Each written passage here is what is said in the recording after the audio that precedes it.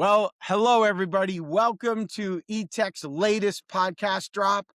I have the pleasure of doing a good one today. Our title is Safety in the New Loyalty, How Trust and Safety in Operations Impacts Customer Experience in 2026. I am pleased to have Andrew Kovalyov with me. He actually runs a company called CONTIO. I was very impressed at what I read. Not only is he the service delivery at this organization that actually builds managed services, across integrations seamlessly across a variety of different client workflows. But Andrew came from Google, which is pretty impressive as well, but he actually understands how to optimize workflows. He understands what really has to happen in 2026, especially with all this changing stuff that's happening. So I am just so excited to have this conversation today to let our listeners know a little bit about more of what you should be prepared for in 2026. With that, I'm going to kick us off. Andrew, thank you so much for joining us today. I'm really excited about today's topic because I don't think enough people talk about all of the opportunities in a customer experience world, especially when it comes around trust. Thank you for having me. Thanks so much. So listen, let's get right into it. Question number one. Trust and safety, a lot of times people talk about this behind the scenes, but it's so deeply felt from the customer side. In your perspective, what is the definition of good customer experience, and how do you see it evolving as safety is becoming more and more part of the loyalty equation? That's an interesting question. And I'm sure you could relate to that. For a long time, good customer experience was a synonym of frictionless. How can I buy this fast? How can I find this fast? Few clicks it takes to get what I want. And as we seeing that the digital space is evolving and becoming more complex, the definition seems to be pivoting from the convenience itself to more of a confidence of a user. And I guess I wouldn't be saying anything new, but in 2026, a slick interface or slick UI doesn't mean much if user doesn't feel safe and the platform doesn't feel trustworthy. So in terms of evolution and how this evolved, it's first off, it's pivoting from invisible to more informed. So in the old way, things were done like you've heard probably about shadow banning or silent filtering of a content. The new way, user wants to know why that piece of a content was flagged or why that account was not verified. And so users want to have this visibility into the safety processes that build more loyalty and more, I guess, affinity rather than just non-transparent environment when you don't really understand what's going on or you don't trust the platform. And the other thing is, what I've noticed is that the friction, like in old times, the less friction, the better. These days, the more friction actually, well, I wouldn't say the more friction, the better, but friction is viewed as some sort of value add. Or there's such term that is being widely used, positive friction. When you get contextual warnings, like a prompt asking, are you sure you want to post this, right? Or this link looks suspicious. So all of those things might slow user down by a second or two, but it signals to the user that the brand cares more about their safety than it cares about its own engagement metrics. So the logic is customers starting to perceive this lack of friction as a lack of oversight rather than just trying to accomplish something as fast as they can. And then the other thing I wanted to mention, and I'll give a couple of examples after that, but safety, what I'm seeing is that safety is no longer perceived as purely as a cost center, meaning that trust and safety used to be viewed as a part of a customer support, and it's just an expense. Whereas now, safety is more like customer. If a user is aware that they will not get scammed on this platform, for example, so they're willing to pay premium to tolerate less convenient UI, but they know that they will not get scammed on platform B. So that creates this sort of a safety net. And then the other thing is they become loyal to that. Like when you're trying to book your tickets, like for the airline, you know that if the platform handles your safety incident well, like they resolved whatever problem you had, it actually creates a higher long-term value or loyalty than the incident that has never happened, which is, I'm sure you have heard of this. It's so-called service recovery paradox. And so like I said, to give a couple of examples of what positive friction is, like in financial services, like I'm not sure if you're using these apps like Rocket Money. Um, it has so-called cognitive speed bumps when a user attempts to transfer something to a new recipient. The app might require them to manually type something in, like "I trust this person," and with this, it kind of slows them down. Just make sure that they know what they're doing. Or, for example, if on a social media there is an Instagram, I'm not sure if you're an Instagram user, but if you are, there is a function that says take a break or a content warning overlay that and those overlays are no longer an interruptions. Users now report higher platform affinity because they have this sort of features optimizing for them or for their well-being rather than the ad revenue.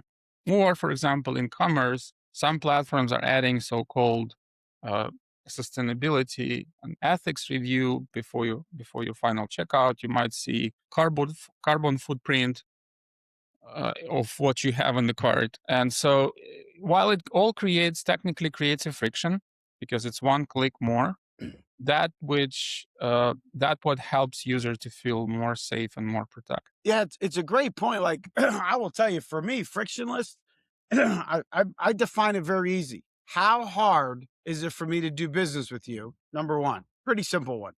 But you brought out a good point. I'll give you an example as well.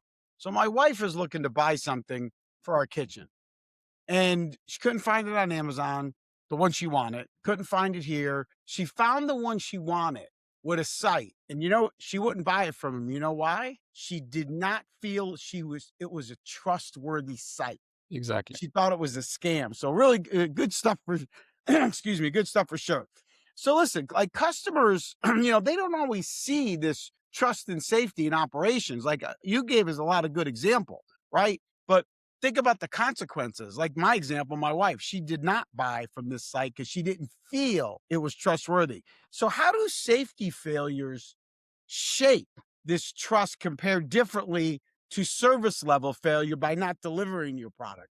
You have any insights on that? That's actually that's another great question. So traditional service failure, like you like traditionally customer user experience, if it's a failure, it's is more often than not it is perceived as an inconvenience. Okay. Whereas safety failure is often perceived as a something really critical.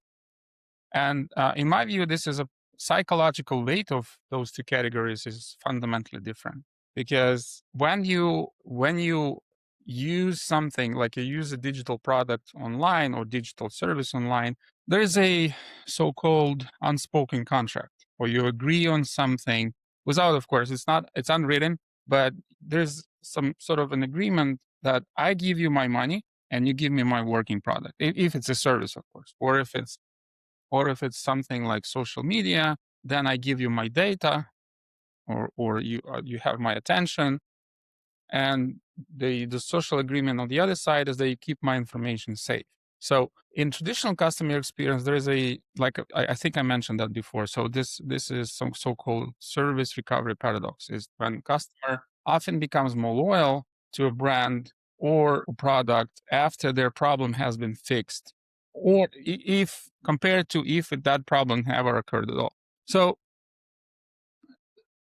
safety failures, they create some sort of a stain on the reputation, and because it's tied it is tied to users of well-being, like actual feeling actually safe. And if the failure happens, that suggests that something fundamentally wrong with the company's technical integrity and whatnot. So, like, to give you an example, like, if you're ordering something online and they messed up your order, they'll just give you $20 credit and you'll be cool, right? If you have been posting something privately on social media and it has been leaked, then no amount of credit they'll give you, they will not Yep. fix this. Well, you bring up a good point. It's really like if you think about all the breaches, right? So a lot of people break into these companies just to get the data, usernames, passwords, and we see that. The Exactly. lo- the it's a tough one because there are so many criminals out there trying to break in, as we know. These companies that are leaking out usernames, passwords, all that data. It's just terrible. You're right, because me personally, I've been involved in a couple breaches because I get those alerts, and yeah, it just makes me think differently about that company. Good stuff. So number three. So everybody's talking about AI. As you and I talked about, I published a couple books on AI. I love AI. I think it's transforming. It's there's a lot of good stuff about it. Uh, but like when you think about where or when or how do you see AI genuinely strengthening the trust and safety of the operations? And where do you think there's still human judgment is irreplaceable? Because I come from a school of thought in my book. I say human in the loop all the time because I don't trust machines 100%. What's your insights on that? That's exactly what I think. So the divide between AI and human judgment has an interest in safety more specifically. It has moved past the debate whether AI replaces the human judgment. It has become AI. It's more like an infrastructure of safety. Well, humans are, as you rightly mentioned, human in the loop. So humans become an architect of the intent. AI AI strength is in volume, velocity, and it's multimodal in a sense that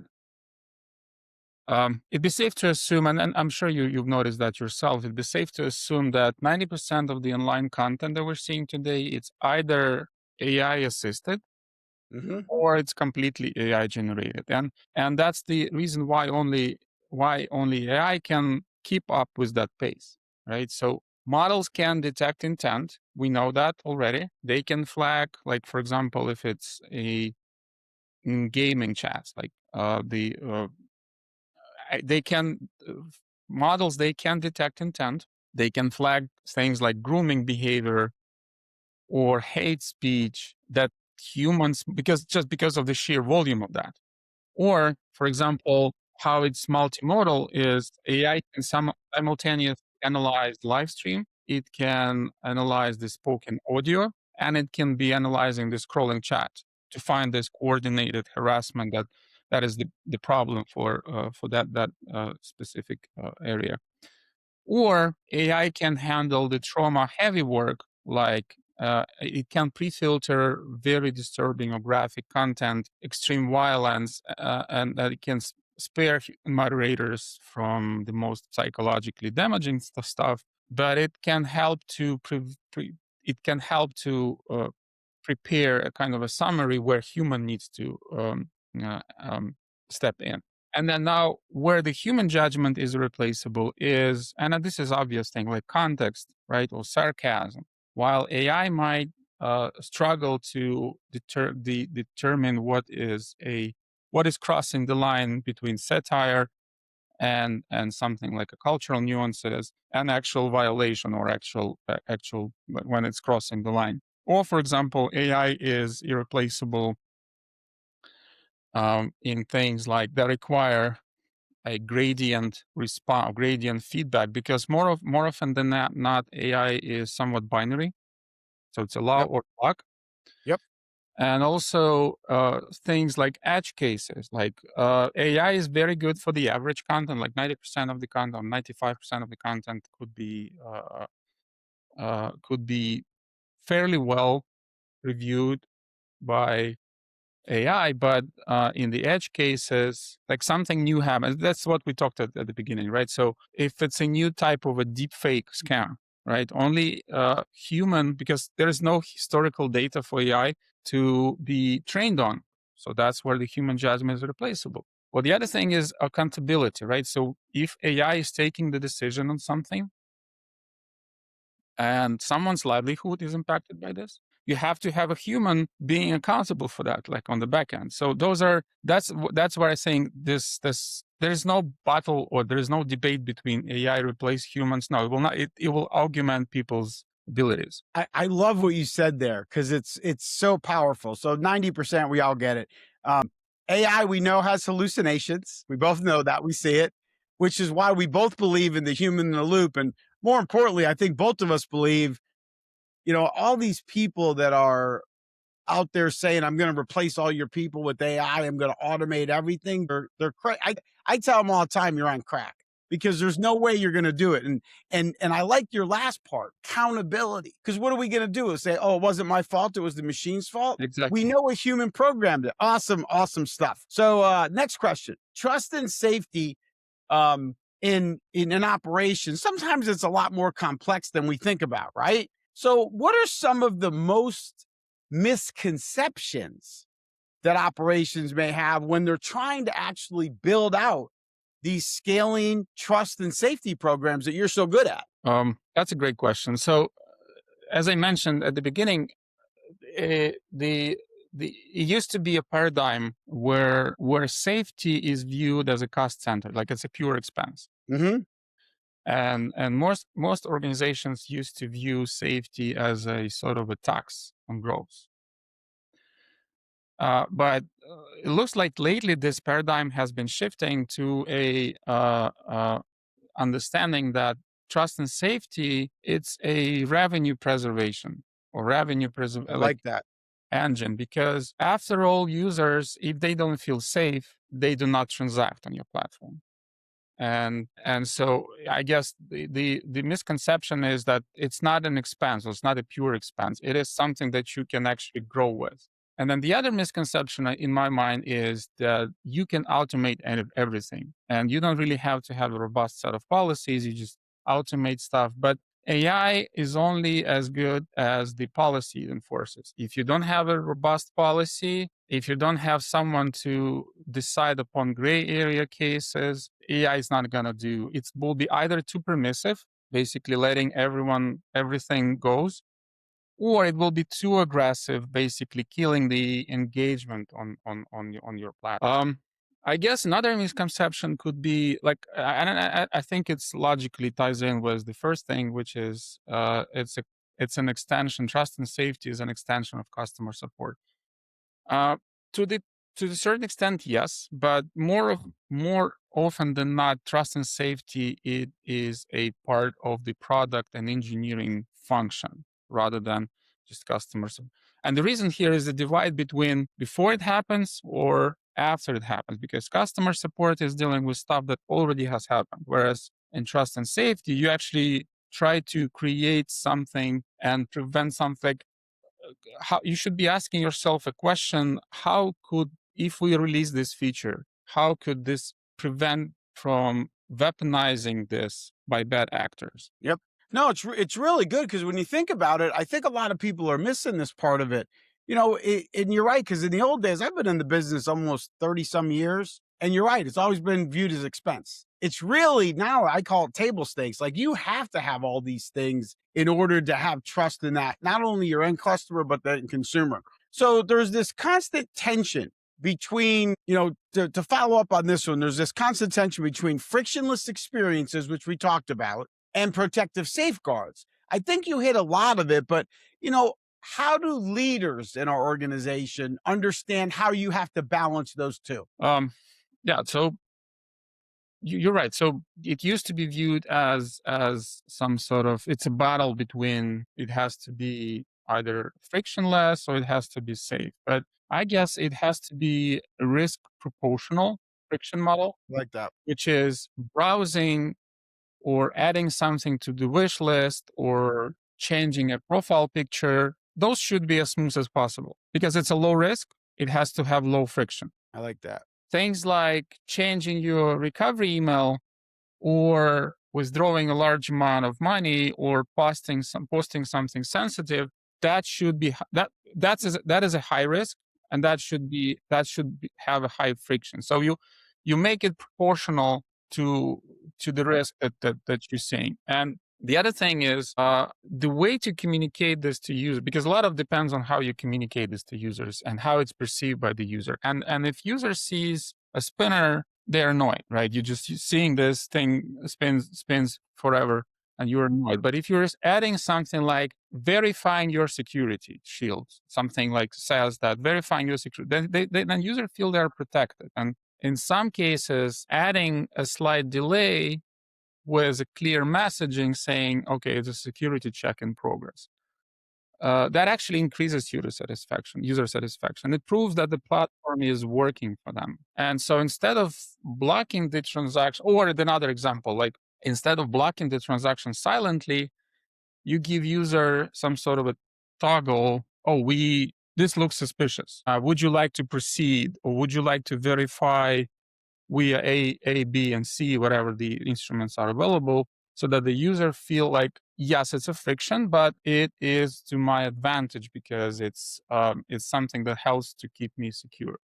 Or another thing is to give the user a control of their safety, like opt-in safety features. Like in the standard mode, you have a default safeguards for the casual users, but in the guardrail mode, you give higher security settings for high net worth individuals or public figures or parents managing their children's accounts.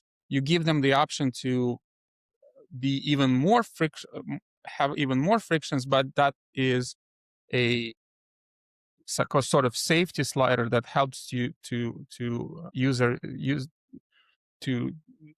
the level of what safety they prefer. Yeah, it's really good. I love what you said. Low risk, low friction. That makes sense. High risk, high friction. And I love your, it's funny. I never realized this until you just brought it up to me. Little spinning thing. I do see that. And it's funny when I'm on my iPad, I do see a spinning thing and no words. And I'm thinking it's my iPad, it's my internet. And then now that you brought up, now it's like, okay, this is all they had to do to make my experience better. Much Because better. it does go through. You're right, but I'm always thinking my internet's like, I'm ready to call the internet company because this thing's spinning, but I see what it's doing. Exactly. That You're annoyed. developer, all he had to do is throw in some messaging for me. That's awesome. Yeah. All right, last question. What would it take to build a culture in an organization where safety, trust, and customer experience reinforces each other rather than making it a competition? Great question. So that ties in with, I guess, what we discussed earlier is that so the trust and safety is moving from a pure cost center to a sort of an engine for growth. And so, which means that companies don't have to choose between growth and safety. Love that. They actually grow because they're safe. Like the example that you mentioned about your wife buying something off of the internet, you would probably go to the Amazon, even though you found something, you found a better deal somewhere else, but you don't know that company. You don't know if that will be safe. So you go to a safe and traveled path of using something of Amazon or whatever, like Zappos or whatever else, like you, depending on what you're buying. But that also goes in with safety by design. So what I mentioned earlier is when you have to be asking yourself, when before you design something, you